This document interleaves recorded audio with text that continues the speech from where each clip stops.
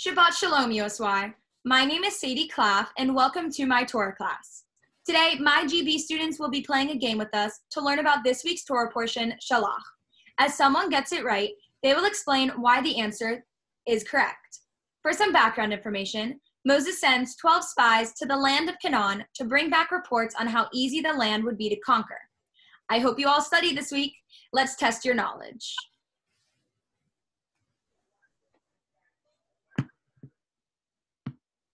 Okay, is everyone ready? All right, let's start. The first question. How did the different spies describe the land of Canaan? Oh, that was fast. All right, whoever got this right, would you like to explain the answer? So basically, once the spies returned, they brought back a bunch of grapes, pomegranates, and figs to their homeland.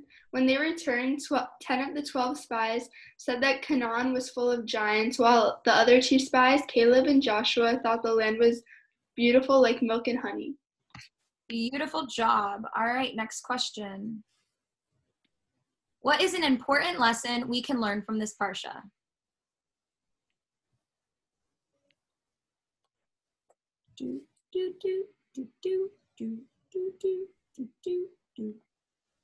All right, whoever got this right, would you like to explain? Sure. When the spies returned from Canaan, Moses described the land as being full of giants and being very powerful. However, Caleb and Joshua truly thought their Canaan could be conquered despite what the other spies thought. We can learn to be an upstander and stand up for what we believe in, even if we are the minority. Perfect. All right, next question. True or false? Following the fight for land between Canaan and the Israelites, God wanted to wipe out the entire Israelite population.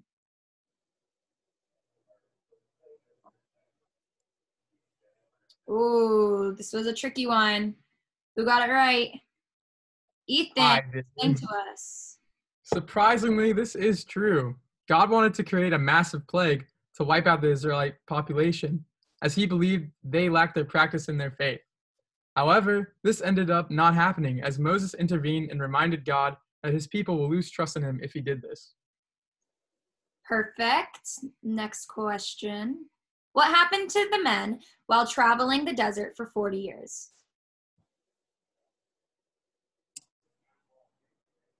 All right, let's see it. Ooh, Coby, why don't you explain to us? So, many people ended up perishing in the desert. Since Moses intervened in God's plan of making a plague to wipe out the Israelite population, God came up with a different punishment instead. This consisted of the Israelites traveling through the desert for 40 years, and throughout their journey, many men disappeared. Thank you, thank you. Mimi, you better start studying. Final question. True or false? Jews had to bring a sacrifice as they arrived in Israel.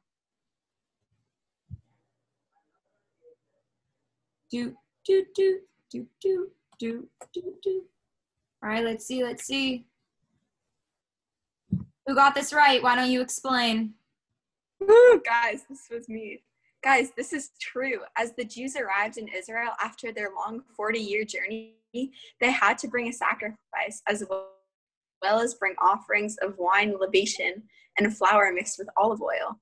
Afterwards, the new rules of sacrifices were made in response to arrivals of Jews to places across the Middle East.